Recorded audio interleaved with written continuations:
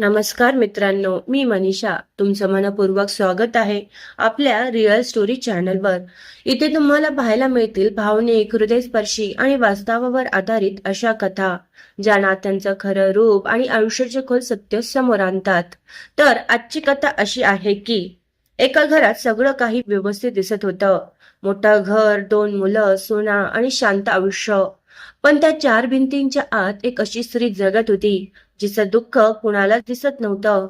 पतीच्या मृत्यूनंतर ती हळूहळू घरात परकी होत गेली. मुलं बदलली, नात्यांचा रंग बदलला आणि प्रेमाच्या जागी फक्त व्यवहार उरले. पण एक दिवस जुन्या अडगळीच्या खोलीत तिला एक असा लिफाफा सापडला, ज्याने संपूर्ण घराचं सत्य बदलून टाकलं. त्या कागदात असं काय लिहिलं होतं की घरात संशय, तणाव आणि खळबळ उडाली. आणि त्या लिफाफ्यामागे अजून कोणतं गुपित दडलं होतं. ही फक्त एका आईची कथा नाही, तर त्या प्रत्येक स्त्रीची गोष्ट आहे जी शांत राहूनही सगळं सहन करत असते. तर आजची ही कथा शेवटपर्यंत नक्की पहा, कारण शेवटी जे सत्य समोर येणार आहे ते पाहून तुम्हीही थक्क व्हाल. एका शहरात सावित्री नावाची एक स्त्री राहत होती. तिचा नवरा रामभाऊ काही महिन्यांपूर्वीच अल्पशा आजाराने वारला होता. रामभाऊ शांत स्वभावाचा, शिस्तप्रिय आणि कुटुंबावर खूप प्रेम करणारा माणूस होता. त्यांच्या संसारात 2 मुलं होती, सुरेश आणि विनोद, आणि 2 सुना होत्या. सुरुवातीला रामभाऊंच्या जाण्यानंतर घरात सगळे दुःखात होते, पण काही दिवसांनी जीवन पुन्हा सामान्य होऊ लागलं.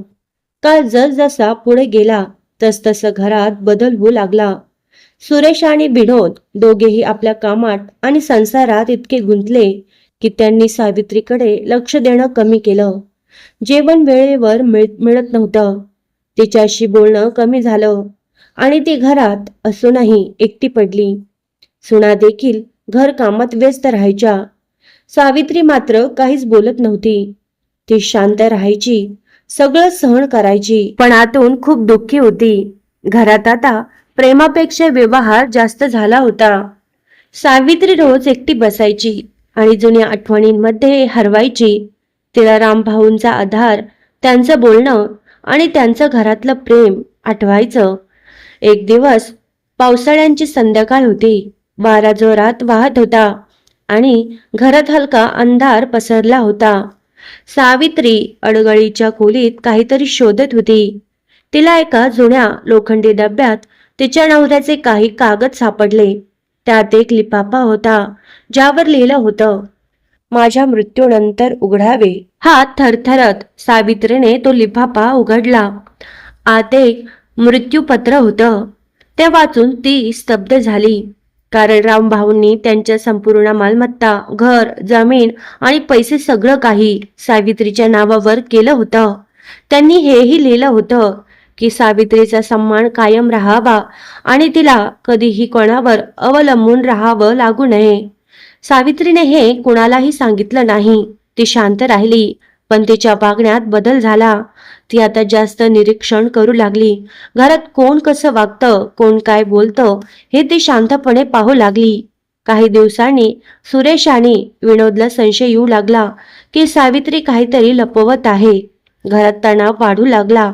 एक दिवस विनोदला अडगळीच्या खोलीत तोच जुना डब्बा पुन्हा दिसला. तो उघडणार इतक्यात सावित्री तिथे आली आणि शांतपणे म्हणाली, त्याला हात लावायचा नाही. तिच्या आवाजात राग नव्हता, पण ठामपणा होता. विनोद थांबला.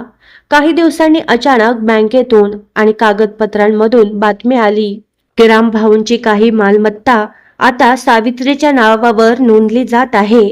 हे ऐकून सुरेश आणि विनोद दोघेही धक्क्यात गेले. घरात मोठा गोंधळ झाला. हे कसं शक्य आहे, असा प्रश्न सगळ्यांना पडला. सावित्री मात्र शांत होती आणि फक्त एवढंच म्हणाली, तुम्हाला लवकरच सगळं समजेल. शेवटी तिने सगळ्यांना हॉलमध्ये बोलावलं. घरात सगळे तणावात बसले होते. सावित्रीने टेबलावर एक फाईल ठेवली. सुरेशने ती उघडली आणि वाचायला सुरुवात केली. जसा तो पुढे गेला तसा त्याचा चेहरा बदलत गेला. विनोदही शांत झाला, कारण संपूर्ण मालमत्ता सावित्रीच्या नावावर होती. घरात क्षणभर शांतता पसरली. मग सुरेशच्या डोळ्यात पाणी आलं. तो म्हणाला, आई, आम्ही तुला समजून घेतलं नाही. विनोदही पुढे आला. आम्ही खूप चूक केली. सुना देखील शांत झाल्या. सावित्री काही क्षण काहीच बोलत नाही. मग ती हळू आवाजात म्हणते, तुमच्या वडिलांनी हे फक्त संपत्तीसाठी केलं नव्हतं. त्यांनी मला सन्मान मिळावा आणि तुम्ही सगळे एकत्र राहावेत म्हणून हे केलं होतं. घरात आता शांतता होती, पण ती पश्चातापाची होती. सगळ्यांना आपली चूक कळाली होती. काही दिवसांनी घरात पुन्हा हळूहळू बदल होऊ लागला. सुरेश आणि विनोद आईकडे लक्ष देऊ लागले. सुना देखील तिच्याशी बोलू लागल्या. घरात पुन्हा संवाद सुरू झाला. सावित्री मात्र आता अधिक शांत नव्हती. ती समाधानी होती. त्या जुन्या डब्याबद्दल मात्र अजूनही उत्सुकता होती. एक दिवस विनोदने पुन्हा तो उघडला, पण आत काहीच धक्कादायक नव्हतं. फक्त रामभाऊंचं एक जुने पत्र होतं. त्यात त्यांनी लिहिलं होतं, माझ्यानंतर जर माझं कुटुंब पुन्हा एकत्र आलं तरच माझा आत्मा शांत राहील. सावित्रीने ते पत्र वाचलं आणि शांतपणे डबा बंद केला. त्या दिवसानंतर तो डबा कायमचा कपाटात ठेवला गेला आणि त्या शहरात एक साधं पण सुंदर घर पुन्हा नव्याने जगायला लागलं.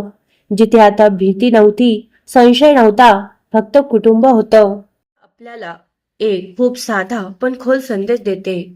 आयुष्यात पैसा, घर, मालमत्ता या गोष्टी महत्वाच्या असल्या तरी त्याहून जास्त महत्वाचं असतं ते नात्यांमधलं प्रेम, आदर आणि समजूतदारपणा.